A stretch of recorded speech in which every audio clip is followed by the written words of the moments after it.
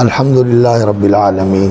وصلی اللہ وسلم علی اشرف الانبیاء والمرسلین محمد وعلی آلہ واصحابہ ومن تبعہم بإحسان الی یوم الدین۔ اشہد ان لا الہ الا اللہ وحدہ لا شریک لہ واشہد ان محمدا عبدہ ورسولہ بعد۔ لقد من اللہ علی المؤمنین اذ بعث فیہم رسولا من انفسہم، اور ایک قرأت یہ بھی ہے من انفسہم، ان کی جنس میں سے اور ان کی جانوں میں سے۔ من انفسہم، نفس یہ روح حیوانی ہے انسان کے اندر، اس کو کہا جاتا ہے مالا نفس لہ سائلہ، جس کا بہتا ہوا خون نہیں ہے۔ اور یہ نفس جو ہے یہ انسان کے اندر بھی ہوتی ہے جان، اور جانوروں کے اندر بھی ہوتی ہے، لیکن جو روح ہے یہ ایک ملکوتی چیز ہے۔ ویسے تو اللہ کے امر سے پیدا ہوئی ہے، لیکن اس کا تعلق جو ہے وہ عالم بالا کے ساتھ ہے۔ یہ جسم اور اس کے اندر جو جان ہے وہ اس زمین سے پیدا ہوئی ہے، لیکن یہ اوپر سے آئی ہے، اور اس کا مقر بھی اوپر ہی ہوتا ہے جسم میں آنے سے پہلے۔ اور پھر فرشتہ جو ہے جب اس کو آ کر انسان کے جسم کے اندر منتقل کرتا ہے، پھونکتا ہے، تو پھر اس کا اس جسم کے ساتھ تعلق ہو جاتا ہے، اور اس جان کے ساتھ بھی تعلق ہوتا ہے جو روح حیوانی ہے، اور اس عالم کے ساتھ بھی اس کا تعلق ہوتا ہے جو عالم ملکوت ہے۔ تو یہ ایک ایسا انسان کو لنک مل جاتا ہے جو عالم بالا کے ساتھ ہوتا ہے، روح کا عالم بالا کے ساتھ لنک ہوتا ہے۔ تو من انفسہم، ان کی جانوں سے، یعنی نفس کی جمع نفوس بھی ہوتی ہے اور انفس بھی ہوتی ہے۔ من انفسہم، ان کی جنس سے اللہ رب العزت نے ان میں رسول بھیجے، اور من انفسہم بھی قرأت ہے، تو ان میں سے جو بہترین ہیں، ان میں سے جو بہترین ہیں ان میں سے اللہ رب العزت نے رسول بھیجے۔ لیکن انہوں نے لکھا ہے یہ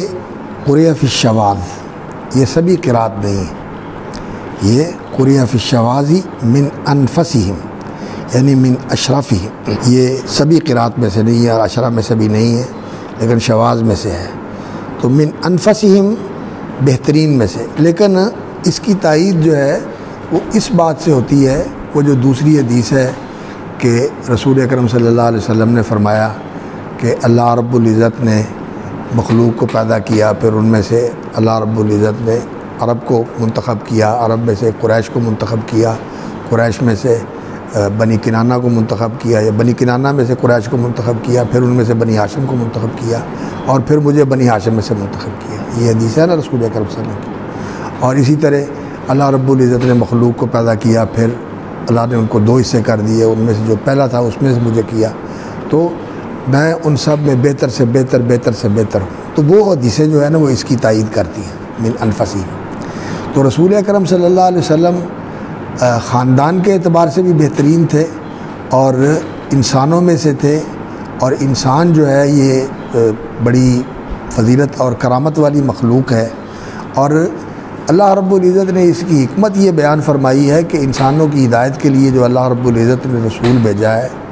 وہ انسانوں میں سے بھیجا ہے۔ وما منع الناس ان یؤمنوا اذ جاءهم الهدى الا ان قالوا ابعث اللہ بشرا رسولا۔ اللہ رب العزت نے یہ احسان فرمایا کہ انسانوں میں سے رسول بھیجا، اور یہ اللہ رب العزت نے بطور احسان کے ذکر فرمایا ہے۔ اور یتلو علیہم آیاتہ ویزکیہم ویعلمہم الکتاب والحکمہ، یہ رسول اکرم صلی اللہ علیہ وسلم کے جو کار نبوت ہے، جو آپ کے فرائض منصبی ہیں، ان کا اللہ رب العزت نے یہاں بھی ذکر فرمایا۔ ابراہیم علیہ السلام کی دعا میں بھی اس کا ذکر آیا۔ اللہ تعالیٰ نے جب اپنے انعام کا ذکر فرمایا، کما ارسلنا فیکم رسولا، اللہ تعالیٰ نے تمہیں امت وسط بنایا، تمہیں اللہ تعالیٰ نے شہداء علی الناس بنایا، جیسا کہ رسول تمہارے اوپر شہید ہے۔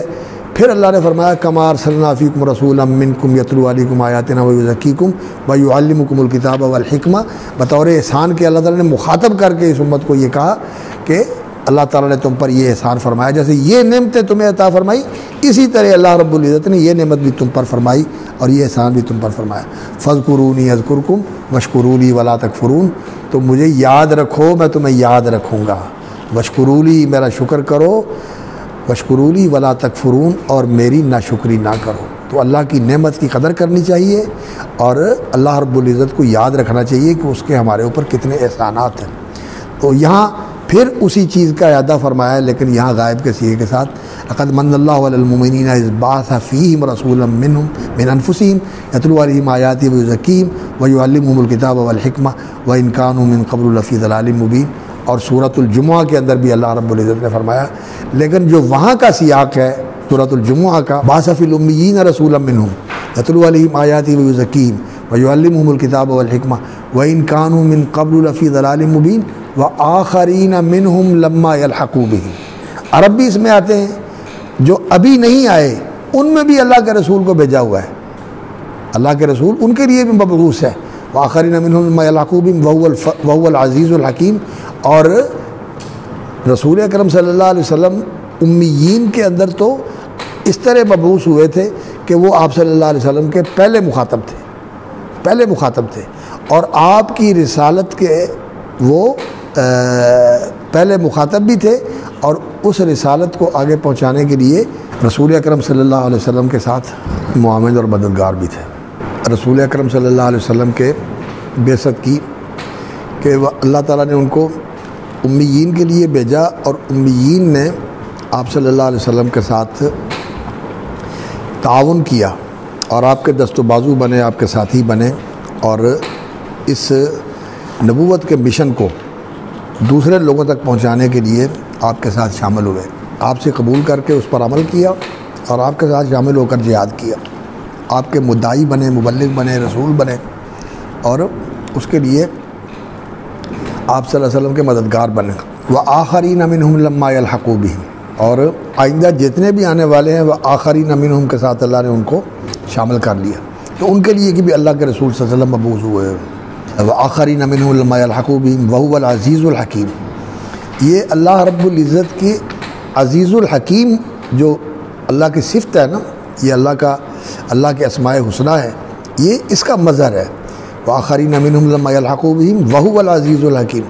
رسول اکرم صلی اللہ علیہ وسلم کی رسالت کو، آپ کے مشن کو، آپ کے پیغام کو ان تک لے کے آنا، یہ اللہ تعالیٰ کی حکمت بھی ہے اور اللہ تعالیٰ کا زبردست ہونے کا مظہر بھی ہے۔ اللہ نے اپنی قوت کے ساتھ اور اپنی حکمت کے ساتھ یہ کام کیا ہے، اور اس کے لیے وہی ہے کہ اللہ تعالیٰ نے اس دین کو بھی محفوظ کر دیا قرآن کی شکل میں، اور نبی صلی اللہ علیہ وسلم کی سیرت کو بھی محفوظ کر دیا، آپ کی سنت اور آپ کی احادیث کو بھی محفوظ کر دیا، اور امت کے اندر اللہ رب العزت نے ایک ایسا سلسلہ جاری کر دیا کہ امت کا ایک طبقہ جو ہے علماء کی شکل میں اور ایک طبقہ جو ہے وہ عاملین کی شکل میں ایسا موجود رہے گا جو رسول اکرم صلی اللہ علیہ وسلم کی رسالت کو ان لوگوں تک، یعنی آپ کے پیغام کو ان آخرین منہم لما یلحقوا بہم ان تک پہنچاتا رہے گا۔ اور ذالک فضل اللہ یؤتیہ من یشاء واللہ ذو الفضل العظیم۔ یہ قرآن مجید کے مقامات کو آپس میں اگر ملا کے بندہ دیکھے نا تو پھر بڑی واضح صورت سامنے آ جاتی ہے۔ وَإِن كَانُوا مِن قَبْلُ لَفِي ضَلَالٍ مُبِينٍ، اور یہ لوگ بالکل بے خبر تھے، نبیوں کی تعلیمات نہیں تھیں اور اخلاقی اعتبار سے بہت ساری کمزوریوں کا شکار تھے، دنیاوی اعتبار سے کوئی ان کی حیثیت نہیں تھی، یعنی دین اور دنیا دونوں اعتبار سے ان کی کوئی سمت اور کوئی منزل نہیں تھی، کسی راستے پر نہیں تھے، بلکہ صحرا کے اندر ایسی زندگی گزارے تھے، خوبیاں تھیں انسانوں والی، لیکن بالکل جو ہے نا وہ جانوروں والی زندگی گزار رہے تھے، جانوروں کے ساتھ رہنا، جانوروں والی اخلاقیات بہت ساری ان کے اندر آئی تھی، لڑائی جھگڑا اور غالب کا جو ہے نا اپنے زیر دست کے ساتھ ظلم کرنا، زیادتی کرنا، یہ اس طرح کی چیزیں ان کے اندر موجود تھیں۔ یہ آیت جو ہے برسر موقع رب العزت نے اس لیے ذکر فرمائی کہ ان کی اس بات کی اصلاح ہو جائے کہ رسول اکرم صلی اللہ علیہ وسلم کی وجہ سے ہم پریشانیوں میں مبتلا ہو گئے، نہیں، رسول اکرم صلی اللہ علیہ وسلم کی وجہ سے اللہ تعالیٰ کا بہت بڑا احسان ہے کہ اللہ کا رسول ان کے اندر موجود ہے، اور اللہ کے رسول صلی اللہ علیہ وسلم کی موجودگی میں جو رحمتیں اور برکتیں اللہ رب العزت کی طرف سے حاصل ہوتی ہیں وہ دنیاوی بھی ہیں اور دینی بھی ہیں اور روحانی بھی ہیں۔ اور پھر آگے فرمایا وَلَمَّا أَصَابَتْكُم مُّصِيبَةٌ قَدْ أَصَبْتُم مِّثْلَيْهَا قُلْتُمْ أَنَّىٰ هَٰذَا قُلْ هُوَ مِنْ عِندِ أَنفُسِكُمْ إِنَّ اللَّهَ عَلَىٰ كُلِّ شَيْءٍ قَدِيرٌ۔ یہ انسان کو ہمیشہ ہی اللہ رب العزت کی طرف سے جو ہوتا ہے بلا استحقاق انعام ہوتا ہے اور فضل اور رحمت ہوتی ہے۔ اللہ ابتدا کرتے ہیں، وجود بخشا، یہ وجود نعمت ہے، ضروریات مہیا فرمائیں، یہ احسان ہے، اس میں کوئی حق ہے کسی کا حق نہیں، یہ محض فضل ہے اللہ رب العزت کا، محض احسان ہے اللہ رب العزت کا۔ اللہ رب العزت کسی کے استحقاق کے بغیر، کسی کی طلب کے بغیر اس کو اس کے ساتھ نوازتے ہیں۔ اور جب کوئی نعمت جو ہے وہ انسان کی چھنتی ہے، اس کا سبب کیا ہوتا ہے؟ ان اللہ لا یغیر ما بقوم حتی یغیروا ما بانفسہم۔ جب نعمت کی بے قدری ہوتی ہے تو اللہ تعالیٰ اس نعمت کو چھین لیتے ہیں، اس کا سبب انسان کی طرف سے ہوتا ہے۔ اس لیے دوسری جگہ پر فرمایا ما اصابک من حسنۃ فمن اللہ وما اصابک من سیئۃ فمن نفسک۔ یہ انسان کی اپنی کوتاہی ہوتی ہے، قدر نہیں کی اس نعمت کی، یا کوئی ایسا کام کر دیا جس کی وجہ سے اللہ رب العزت کی طرف سے کسی ناراضگی کا یا کسی آزمائش کا سامنا کرنا پڑا انسان کو۔ اور انسانوں کا حال یہی ہے کہ انسان جو ہے وَلَٰكِنْ أَنفُسَهُمْ يَظْلِمُونَ، انسان اپنی جانوں پر ظلم کرتے ہیں۔ اس کی سرشت کے اندر جو یہ چیز رکھی ہوئی ہے ظلم و جہول ہے، یہ ظلم بھی کرتا ہے اور بے علم بھی ہوتا ہے، نادان بھی ہوتا ہے۔ اور شاہ صاحب نے جو اس کا ترجمہ کیا ہے نا ظلم کا، کہتے ہیں یہ بے ترس بڑا ہے، ظلوماً بے ترس ہے نادان۔ جہول کا معنی نادان کیا ہے، نادان کیا ہوتا ہے؟ جسے پتہ نہیں کہ جو میں کر رہا ہوں اس کا نتیجہ کیا نکلے گا۔ اور بے ترس بڑا ہے، یہ اپنے آپ پہ ترس نہیں کھاتا، اپنی جان پہ ظلم کر لیتا ہے۔ اور ایسی چیزیں جو ہے نا یہ انسان کر بیٹھتا ہے جس کو اپنے آپ کو نقصان ہونے والا ہوتا ہے۔ تو اللہ رب العزت نے یہاں پھر یہی بات فرمائی اولما اصابتکم مصیبۃ قد اصبتم مثلیہا قلتم انا ھذا، یہ شکست کھانا اور یہ قتل ہونا اور رسول اکرم صلی اللہ علیہ وسلم کا اس طرح زخمی ہو جانا کہ آپ صلی اللہ علیہ وسلم کے چہرے سے خون بہہ رہا ہے، دانت ٹوٹ گئے ہیں، رخسار زخمی ہو گئے ہیں، اور آپ صلی اللہ علیہ وسلم گرے ہیں، گہرائی کے اندر گڑا تھا، آپ صلی اللہ علیہ وسلم کے گھٹنوں پہ چوٹیں آئیں، چھل گئے۔ تو یہ سارا کچھ جو ہوا ظاہر ہے نبی صلی اللہ علیہ وسلم کے ساتھ محبت تھی اور بے انتہا محبت تھی ان لوگوں کی، تو آپ صلی اللہ علیہ وسلم کی تکلیف ان کو اپنی تکلیفوں سے زیادہ محسوس ہوتی تھی۔ اور رسول اکرم صلی اللہ علیہ وسلم کی پھر وفات کی جو خبر اڑ گئی تو یہ ساری پریشانیاں جو آئیں، قلتم انا ھذا قل ھو من عند انفسکم، یہ تمہاری اپنی طرف سے ہے۔ ایک تو کہ وہ اخلاص جو ہونا چاہیے اس میں کمی آ گئی، منکم من یرید الدنیا، اور دوسرا جو اتباع اور التزام ہونا چاہیے اس میں کمی آ گئی کہ تعویل کر کے رسول اکرم صلی اللہ علیہ وسلم کے حکم کی مخالفت کر بیٹھے۔ قلتم انا ھذا قل ھو من عند انفسکم ان اللہ علی کل شیء قدیر، اور اللہ رب العزت ہر چیز پر قادر ہے، مدد کر بھی سکتا ہے اور مدد روک بھی سکتا ہے۔ اللہ تعالیٰ ہر چیز پر قادر ہے۔ اللہ تعالیٰ کے جو النافع الضار القابض الباسط، تو اللہ رب العزت کی یہ جو متقابل نام ہے نا کہ نفع بھی وہی دیتا ہے اور وہ ضرر بھی دے سکتا ہے۔ القابض وہ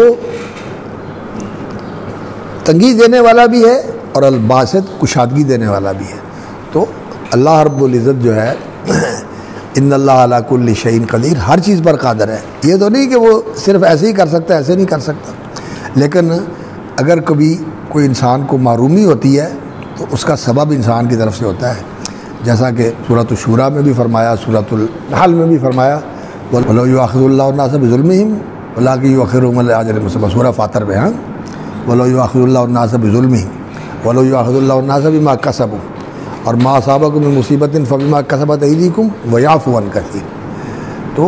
یہ اللہ رب العزت نے قرآن مجید میں یہ حقیقت بیان فرمائی ہے تاکہ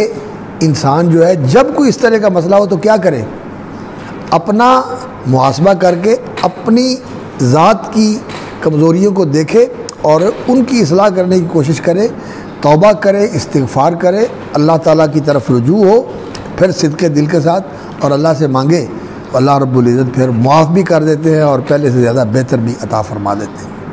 ان اللہ علی کل شیء قدیر وما اصابکم یوم التقى الجمعان فباذن اللہ ولیعلم المؤمنین ولیعلم الذین نافقوا. اور یہ مقابلے کے دن شوال کے مہینے میں 17 تاریخ کو جو مارکہ پیش آیا ہفتے کے دن، تو فرمایا فباذن اللہ، یہ جو نقصان ہوا یہ اللہ کے اذن کے ساتھ ہوا ہے. یعنی یہ ایسا نہیں ہے کہ نعوذ باللہ انسان کے دل میں یہ آ جائے کہ یہ کافر جو ہے نا یہ اللہ پر غالب آ گئے، انہوں نے اللہ رب العزت کا منصوبہ فیل کر دیا. نہیں، اللہ کا منصوبہ کوئی فیل نہیں کر سکتا. اللہ رب العزت کے مقابلے میں کسی کی یہ طاقت نہیں ہے کہ وہ اللہ کے رستے میں رکاوٹ بن جائے. نہیں، اللہ رب العزت تو فعال لما یرید، جو اس کا ارادہ ہوتا ہے اللہ اس کو پورا کر دیتے ہیں. فعال لما یرید، اور جو اللہ رب العزت کا منصوبہ ہوتا ہے وہ پورا ہو کے رہتا ہے. صرف یہ ہے کہ اللہ تعالیٰ نے اس دنیا کا نظام ایسا بنایا ہے کہ تلک الایام نداولها بین الناس، کبھی اللہ تعالیٰ اپنے بندوں کو وسعت اور برکت اور غلبہ اور نصرت کے ساتھ نوازتے ہیں، اور کبھی امتحان بھی آ جاتا ہے. اور یہ تربیت کے لیے اور شخصیت کو نکھارنے کے لیے اور انسان کے اندر وہ صلاحیتیں اجاگر کرنے کے لیے جو اس کے بغیر اجاگر ہی نہیں ہوتی. جب انسان نے مضبوط ہونا ہوتا ہے تو اس کے لیے پھر اس کو کثرت کرنی پڑے گی نا، جسم کو تھکانا پڑے گا تبھی جسم مضبوط ہوگا. نہیں تو اسفنج جیسا جسم رہتا ہے، بالکل ذرا بھی کوئی چیز برداشت نہیں کرتا. تو اس جسم کو اللہ نے بنایا ہی ایسا ہے کہ اس کی تربیت کرنے کے لیے حالات ایسے پیدا کرنے پڑتے ہیں. تو اللہ کی یہ حکمت بھی ہوتی ہے اور رحمت بھی ہوتی ہے. اور پھر ایسی تربیت یافتہ لوگ جو ہیں یہ پھر بڑے بڑے کام کرتے ہیں. اور یہی لوگ تھے جنہوں نے بدر بھی دیکھا، جنہوں نے احد بھی دیکھا، جنہوں نے خندق بھی دیکھا، جنہوں نے صلح حدیبیہ بھی دیکھا، جنہوں نے پھر فتح مکہ بھی دیکھا. ان لوگوں نے پھر ایران فتح کیا اور ان لوگوں نے روم کو قدموں میں ڈال لیا، اور ان کا جو مرکز، دینی مرکز تھا، اللہ رب العزت نے وہ مسلمانوں کو عطا فرما دیا. مدائن فتح ہو گیا، کسریٰ کا تاج جو تھا وہ مدینے میں آ گیا، اور جو اس وقت کی جو سپر طاقت تھی اللہ رب العزت نے اس کو نیست و نابود کر دیا، اور وہ بالکل کنورٹ ہو کے سارا مسلمانوں کا علاقہ بن گیا. اور جو روم تھا قسطنطنیہ تک تو نہیں جا سکے، لیکن جو ان کا مرکزی دینی مرکز تھا بیت المقدس، وہ اللہ رب العزت نے مسلمانوں کو عطا کر دیا. کتنے عرصے میں؟ حضرت عمر رضی اللہ تعالیٰ عنہ کے زمانے میں ایران بھی فتح ہو گیا اور بیت المقدس بھی حضرت عمر نے جا کر اس کی چابیاں دی. تو یہ لوگ تربیت یافتہ تھے، تو اللہ تعالیٰ نے ان کو یہ مقام عطا فرمایا. وَلِيَعْلَمَ الْمُؤْمِنِينَ، اللہ رب العزت مومنوں کو جان لے.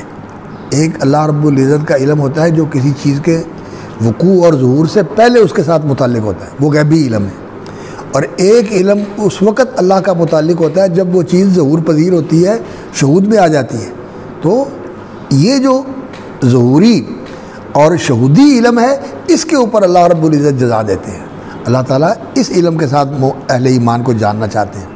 اور عام طور پر لوگ یہ منع کر دیتے ہیں تاکہ اللہ ظاہر کر دے مومنوں کو. وَلِيَعْلَمَ الْمُؤْمِنِينَ، اللہ تعالیٰ مومنوں کو ظاہر کر دے، لوگوں کو پتہ چل جائے کہ یہ مومن ہے،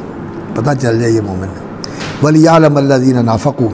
اور ان لوگوں کو پتہ چل جائے جنہوں نے نفاق والا کام کیا، چلے گئے ابن ابی کے ساتھ، یا جن کے اندر کوئی ایسی کمزوری تھی جو منافقوں کی تھی، ان کے اندر بھی تھی، تو اللہ رب العزت نے اس کو بھی ظاہر کر دیا تاکہ وہ اپنی اصلاح کر لیں. وَلِيَعْلَمَ الَّذِينَ نَافَقُوا. باقی یہ جو صحابہ کرام رسول اکرم صلی اللہ علیہ وسلم کے ساتھ تھے، بعض کمزوریاں تو ایسی ہوتی ہیں جیسا کہ عملی نفاق کی، اور بعض ایسی کسی وقت کوئی سوچ آ جانا، کسی وقت کوئی اس طرح کی دل کے اندر جو ہے نا کیفیت پیدا ہو جانا کہ انسان جو ہے وہ اپنے آپ کو یہ کمزوری والے پہلو کی طرف لے جاتا ہے، یہ ہو جاتا ہے لیکن نفاق جو ہے نا وہ ان کے اندر اس طرح رچا بسا ہوا نہیں ہوتا کہ ان کے اوپر یہ وصف جو ہے نا وہ صادق آتا ہو کہ یہ منافق ہے۔ منافق ہونا اور چیز ہے، جیسا کافر ہونا اور چیز ہے، اور کسی کفر والے کام کا کر لینا اور چیز ہے۔ سباب المسلمی فسوق و قتال کفر، لیکن وَإِن طَائِفَتَانِ مِنَ الْمُؤْمِنِينَ اقْتَتَلُوا، مومن بھی ہیں اور اقتتلوا بھی ہو رہا ہے۔ امام بخاری رحمۃ اللہ علیہ نے یہی بات کہی نا کہ بعض اوقات ایک عملی چیز ہوتی ہے، بعض دفعہ ایک خیال اور کھٹکا ہوتا ہے، وہ منافقانہ چیز ہوتی ہے لیکن مومن کے اندر بھی وہ آ جاتی ہے۔ ہمارا یہی تو عقیدہ ہے کہ ایمان جو ہے اس میں کمی بیشی ہوتی ہے، اور ایسی چیزیں بھی اس کے ساتھ آ جاتی ہیں کسی وقت جو ایمان کے منافی ہوتی ہیں، لیکن وہ ایک وقت کے لیے آتی ہیں اور پھر اللہ تعالیٰ اس کی اصلاح بھی کر دیتے ہیں، اور اللہ تعالیٰ توفیق بھی عطا فرماتے ہیں کہ بندہ اس کو زائل کر دیتا ہے۔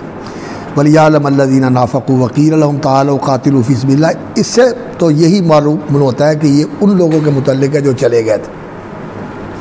جنہوں نے ساتھ چھوڑ دیا تھا، اور رسول اکرم صلی اللہ علیہ وسلم کے لشکر سے الگ ہو کر عبداللہ ابن ابی اور اس کے ساتھ 300 لوگ جو گئے تھے، یہ ان کے بارے میں ہی کہ یہ نکھر کر سامنے آ جائیں اور لوگوں کو پتہ چل جائے کہ یہ ایسے لوگ ہیں۔ وَلِيَعْلَمَ الَّذِينَ نَافَقُوا وَقِيلَ لَهُمْ تَعَالَوْا قَاتِلُوا فِي سَبِيلِ اللَّهِ، اور جب یہ لوگ واپس گئے تو مسلمانوں میں سے ہی کچھ لوگ جا کر ان کو ملے اور انہوں نے کہا تعالوا قاتلوا فی سبیل اللہ، اے اللہ کے بندو آ جاؤ، چلو لڑنا نہ، مسلمانوں کی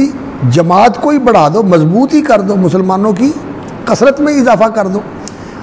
یا اودفعوا،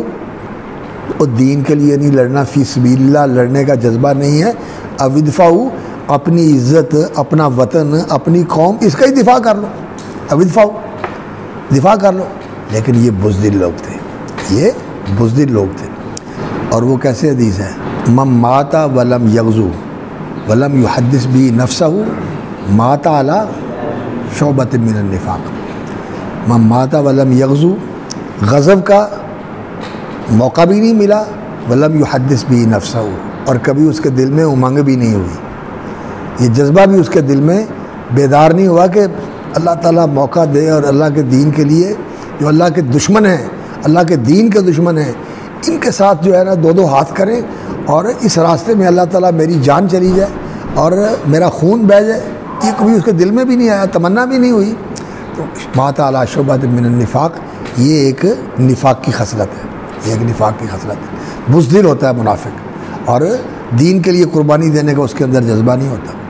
یہ بلکہ دین کو وہ پستی کی طرف جاتا ہوا دیکھنا چاہتا ہے، اور مسلمانوں کو ٹھوکر کھاتے ہوئے دیکھنا چاہتا ہے کہ ان کا نقصان ہو۔ دین کی نصرت اور دین کا غلبہ جو ہے یہ اس کو ناپسند ہوتا ہے، یہ اعتقادی نفاق ہے۔ تو یہ اس لیے فرمایا کہ مات علی شعبۃ من النفاق، اودفعوا قالوا لو نعلم قتالا لاتبعناکم، تو انہوں نے کہا اگر ہمیں یہ معلوم ہو کہ لڑائی ہوگی، ہم تو سمجھتے ہیں لڑائی ہونی نہیں ہے، بس انہوں نے ایسے ہی آئے ہیں اور ایسے ہی چلے جانے ہیں، یہ بات انہوں نے بنائی، یہ بات ہی بنائی انہوں نے، بلکہ یہ عرب کے لوگ جو اس وقت آئے ہوئے تھے اتنا بڑا لشکر لے کر، وہ تو آگ میں جلتے ہوئے آئے تھے اور اس طرح کے عزائم لے کر آئے تھے کہ مدینے کو ہی تہس نہس کر دینا ہے، لیکن یہ کہتے ہیں کہ لو نعلم قتالا لاتبعناکم ہم للکفر یومئذ اقرب منہم للایمان یقولون بافواہہم ما لیس فی قلوبہم، تو وہ اس وقت کفر کے زیادہ قریب تھے، اقرب منہم ہم للکفر یومئذ اقرب، کفر کے زیادہ قریب تھے بنسبت اس کے ایمان کے۔ اللہ رب العزت اپنے بندوں پر کتنا مہربان ہے، کیسے اللہ رب العزت جو ہے یعنی موقع ایسا ہے کہ ان کے اوپر سخت سے سخت الفاظ میں حکم لگایا جائے کہ یہ کھوٹے ہیں، یہ جھوٹے ہیں، یہ ایسے ہیں، یہ ایسے ہیں، یہ ایسے، موقع یہ ہے، لیکن کتنی محتاط تعبیر فرمائی، ہم للکفر یومئذ اقرب منہم، یہ کفر کے قریب ہیں، یعنی کافروں کے قریب ہیں بنسبت ایمان کے، ایمان کی نفی بھی نہیں فرمائی اور کفر کا ٹھپا بھی نہیں لگایا، یعنی اللہ رب العزت ہمیشہ ہی ایسا کرتے ہیں کہ بندے کے لیے راستہ کھلا رکھتے ہیں کہ ایمان کے قریب ہو واپس آ جاؤ ایمان کی طرف، کفر کے قریب ہو رہے ہو ادھر نہ جاؤ ادھر آ جاؤ۔ یعنی یہ اللہ رب العزت کی کیسی رحمت ہے اور کیسی اللہ رب العزت کی اپنے بندوں کے ساتھ جو ہے نا عنایت ہے کہ اللہ تعالیٰ بندوں کے بارے میں یہ چاہتے ہیں کہ بندہ جہنم سے بچ ہی جائے، جہنم میں نہ ہی جائے، لیکن پھر اگر کوئی جاتا ہے تو ٹھیک ہے، واللہ عالم بما یکتمون، اور یہ باتیں کر کے اللہ کو دھوکہ نہیں دے سکتے، چکنی چپڑی باتیں کر کے اور میٹھی میٹھی باتیں کر کے اللہ کو دھوکہ نہیں دے سکتے۔ واللہ عالم بما یکتمون الذین قالوا لاخوانہم وقعدوا لو اطاعونا ما قتلوا قل فادرؤوا عن انفسکم الموت ان کنتم صادقین۔ انہوں نے یہ کہا اگر لو اطاعونا ما قتلوا الذین قالوا لاخوانہم وقعدوا، پیچھے بیٹھ گئے اور اپنے بھائیوں کو کہتے ہیں لو اطاعونا، اگر ہماری بات مانتے واپس آ جاتے یا ادھر رہ کے لڑائی کرتے ما قتلوا، نہ قتل ہوتے، قل فادرؤوا عن انفسکم الموت ان کنتم صادقین، پیچھے وہی بات لبرز الذین کتب علیہم القتل الی مضاجعہم، وہی بات دوبارہ دہرائی، لیکن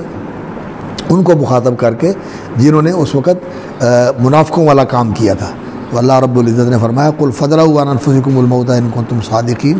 تو تم اپنے آپ کو موت سے بچا لینا، تم نہ مرنا، وہ تو وہاں جا کے مر گئے ہیں، شہید ہو گئے ہیں، تو تم گھر میں بیٹھ کے نا ہمیشہ زندہ رہنا اور نہ مرنا، کبھی ایسے ہو سکتا ہے؟ اور ان کو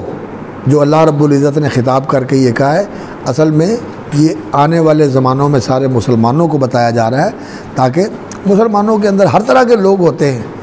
مسلمانوں میں بڑے اعلیٰ درجے کے ایمان والے، درمیانے درجے کے، ادنا درجے کے، ہر طرح کے لوگ ہوتے ہیں، تو اللہ رب العزت نے ان کی تربیت کرنے کے لیے یہ ساری چیزیں جو ہے نا یہاں ذکر فرما دی ہیں، تاکہ آنے والے لوگوں کے لیے بھی یہ ہدایت اور تربیت اور تزکیہ اور اصلاح کا سامان ہو۔ وَلَا تَحْسَبَنَّ الَّذِينَ قُتِلُوا فِي سَبِيلِ اللَّهِ أَمْوَاتًا بَلْ أَحْيَاءٌ عِندَ رَبِّهِمْ يُرْزَقُونَ۔ یہاں رکتے ہیں پھر انشاءاللہ۔